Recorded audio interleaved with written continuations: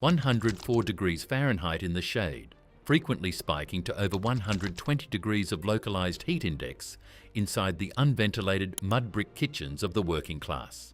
No electricity, no refrigeration, no modern utilities. A family in the Song Dynasty opens not a door, but a clay jar buried in the deep shade of a stone wall. Inside, a meal that has been engineering itself for 3 weeks. Just salt, smoke, and 10 edible machines designed to turn a lethal summer climate into a manageable environment. This is not a cooking video. This is a thermodynamic analysis of how peasant families manipulated human physiology using localized organic chemistry, when ambient thermal conditions could trigger systemic heat collapse in hours. Summer along the monsoonal river basins of ancient China was a multi-month siege. With zero access to the imperial elite's winter-harvested mountain ice repositories, survival depended on a singular parameter: engineering the diet to transform the human body into an autonomous cooling system. The answer was yes, but not through recipes, through systems. We are tracking one single summer day in a southern household along the Yangtze River basin during the Song Dynasty. From dawn to dusk, every formulation connects to the next, forming a highly organized metabolic loop. Mung bean lipids serve as the morning anti-inflammatory baseline. Smoked plum infusions act as the midday electrolyte driver, and fermented black bean paste provides the evening's critical sodium restoration. These 10 dishes were tactical interventions targeting specific physiological failure points triggered by extreme hypothermia.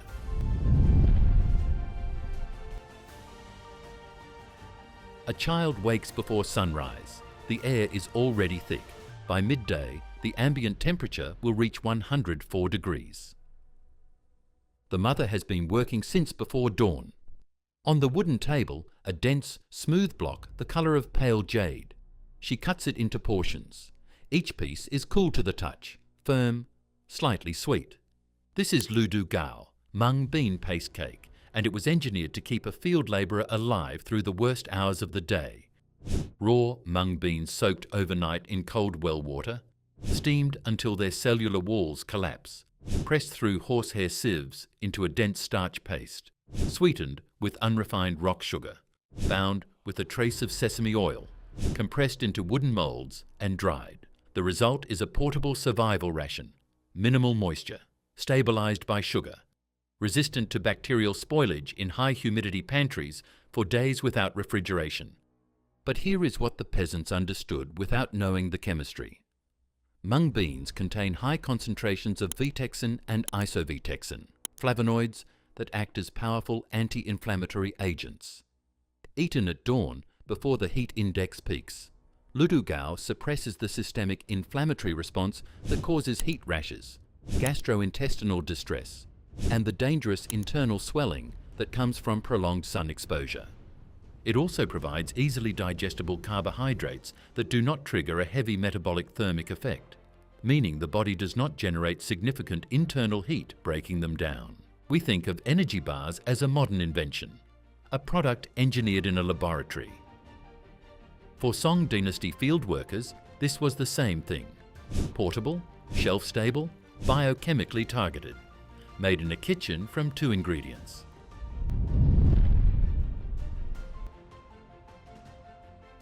By mid-morning, solar radiation dominates the landscape. In the crowded market districts of southern cities like Hangzhou, street vendors position themselves beside massive, porous clay urns chilled inside deep subterranean wells. The urns sweat on the outside. The liquid inside is several degrees cooler than the air. The vendor ladles out a deep red liquid. It smells sharp, acidic, slightly sweet. The customer drinks. Immediately, saliva floods the mouth. This is Suanmei Tang. And that salivary reflex is not accidental. It is the entire mechanism. The preparation begins weeks earlier. Unripe plums, salted, then smoked over pine wood until they turn black and wrinkled. These are wumei, boiled with sour hawthorn berries, wild licorice root, and raw sugarcane syrup in earthenware vessels. The organic acids in wumei and hawthorn, citric, malic, and succinic, do something precise when they hit the tongue. They trigger an immediate salivary reflex. Ancient Chinese pharmacology called this Suangan Hua Yin, sour and sweet transforming into vital fluids. Modern biochemistry calls it stimulated salivary secretion. The result is the same.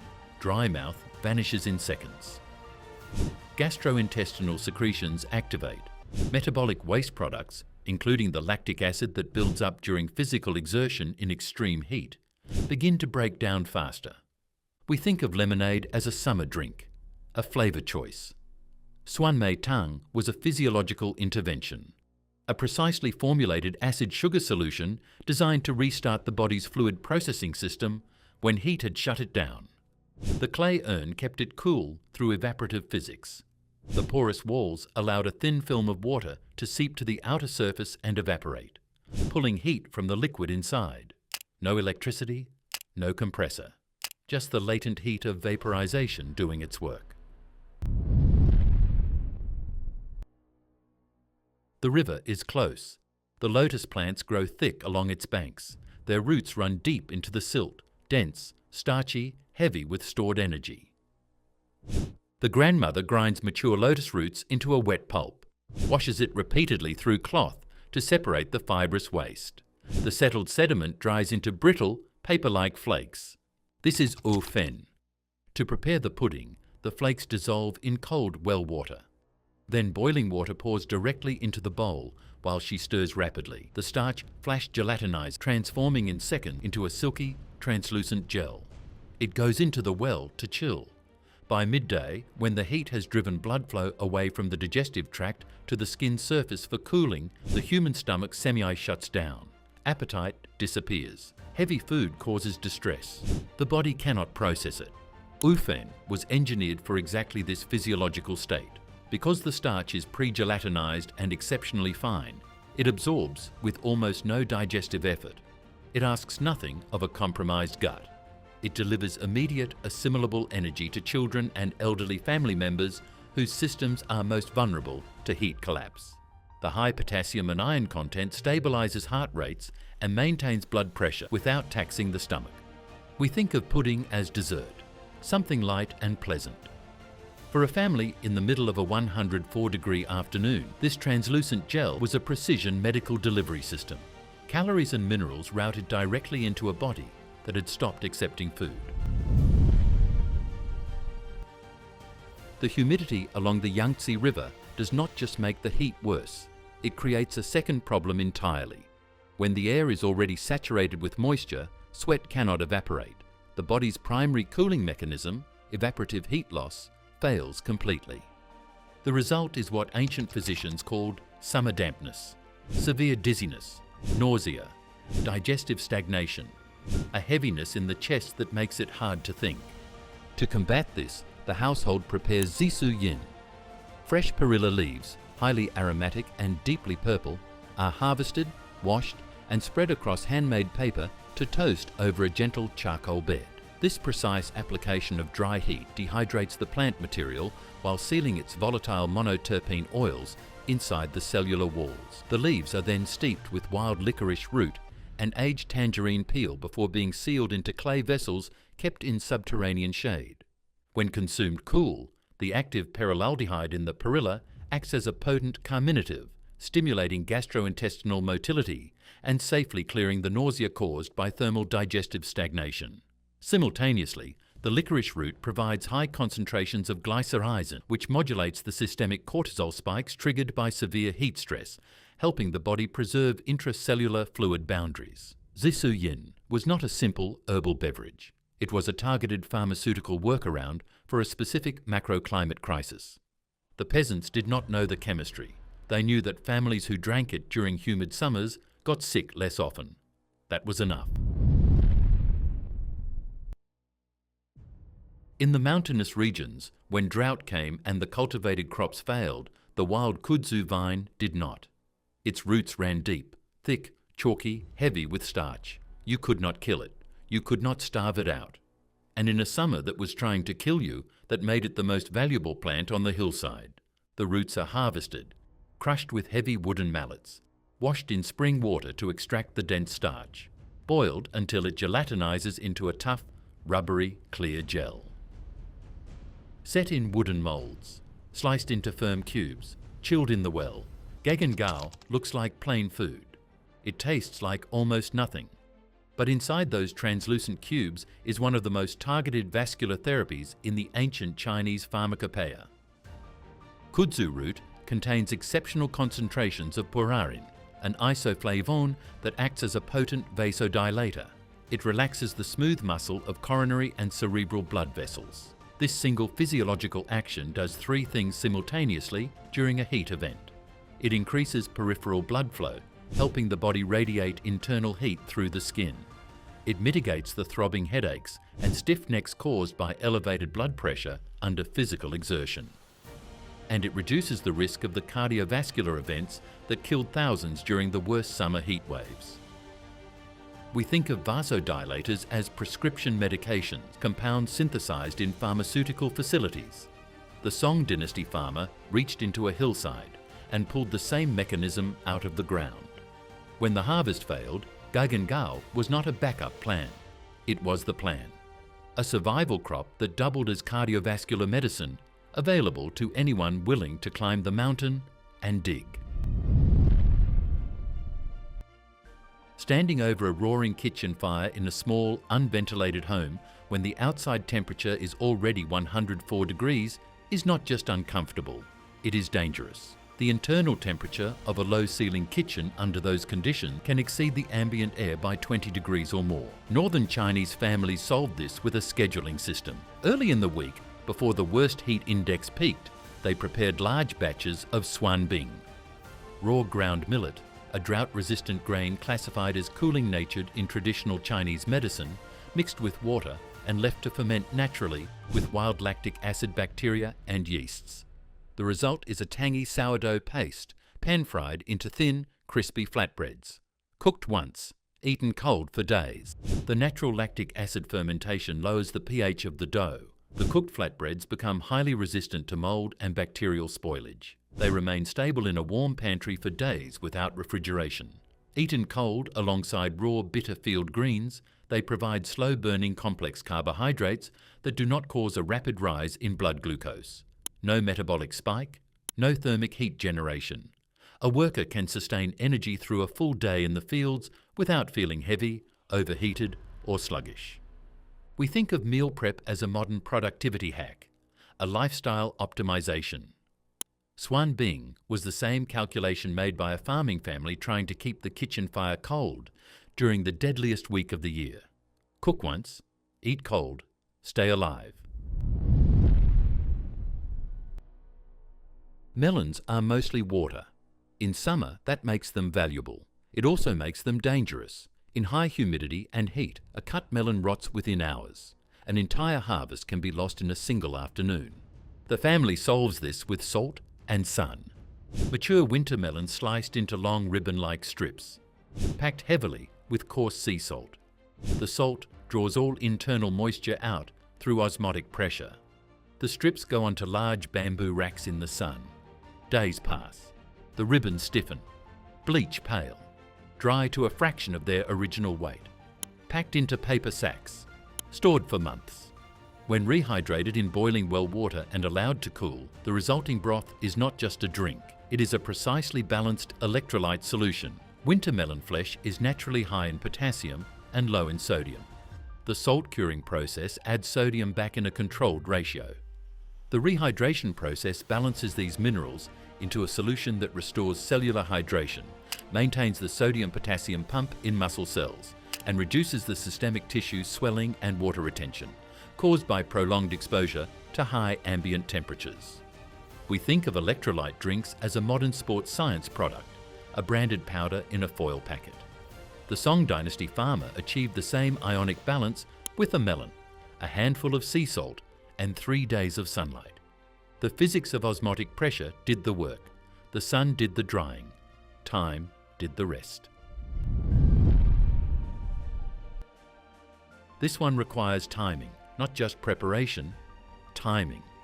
The father eats his portion of pickled ginger at dawn, before the sun clears the horizon, before the heat index begins its climb. This is not a coincidence. It is a calculated physiological intervention designed to be executed at a specific moment in the thermal cycle of the day. Young ginger roots and leaves, sliced paper thin, submerged in saltwater brine, sun-dried until pliable. The active gingerols and shogaols in young ginger stimulate the circulatory system, causing immediate peripheral vasodilation. Blood vessels near the skin surface widen. The body begins to shed internal heat via radiation. More importantly, it triggers a mild, controlled sweat response. Diaphoresis, a deliberate, preemptive initiation of the body's evaporative cooling system. Here is the physics. The latent heat of vaporization of water is approximately 2,260 kilojoules per kilogram. Every gram of sweat that evaporates from the skin's surface carries that heat away from the body. By initiating this sweat reflex at dawn, before the midday sun reaches its peak, the agricultural labourer primes their cooling mechanism hours in advance. The body does not scramble to activate cooling when the heat becomes critical. It is already running, already shedding heat, already ahead of the thermal curve. We think of sweating as a symptom, something that happens to you. The farming families of the Song Dynasty treated it as a tool, something you triggered deliberately, at the right moment, using the right chemistry to stay alive through the worst hours of the day. In the shaded corner of the home, away from the south-facing wall, sits a massive unglazed earthenware urn. It has been there all summer. It will be there all summer. It is the household's most important cooling technology, and it requires no moving parts, no maintenance, and no fuel. The urn is porous. A thin film of water continuously seeps through its walls to the outer surface and evaporates. The latent heat of that evaporation is drawn from the liquid inside. The contents of the urn stay several degrees below ambient room temperature, continuously, passively, for free. Into this urn, the family drops thin flakes of compressed tea shavings, known historically as cha sie, scraped directly from dense, rock-hard tea bricks using an iron blade. These bricks were manufactured by steaming raw leaves, grinding them into paste, and using heavy wedge presses to compress them into high-density blocks optimized for long-distance transport along trade networks. Cold steeping over several hours extracts the catechins, L-theanine, and mild caffeine without releasing the bitter, astringent tannins that hot brewing produces. The resulting cool beverage acts as a mild, natural diuretic, helping the body continuously flush metabolic waste and excess heat through the renal system. The L-theanine maintains cognitive focus and clears the heavy afternoon drowsiness that extreme heat induces, without raising the heart rate. We think of cold brew as a modern coffee shop innovation, a premium product.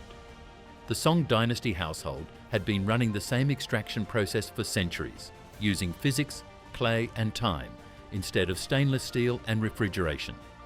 The urn cooled the tea cooled the body kept working. By late afternoon, the danger has shifted. The heat is still there. But the real threat now is what the heat has taken out of the body. Profuse sweating under a 104-degree sun for 8 hours causes rapid, dangerous salt loss. The symptoms are specific and escalating. First, abdominal cramps, then muscle weakness, then cognitive decline, the inability to make decisions, to judge distances, to recognize danger. Then, if the sodium loss is severe enough, hyponatremia, a condition where the blood becomes so diluted that the brain begins to swell.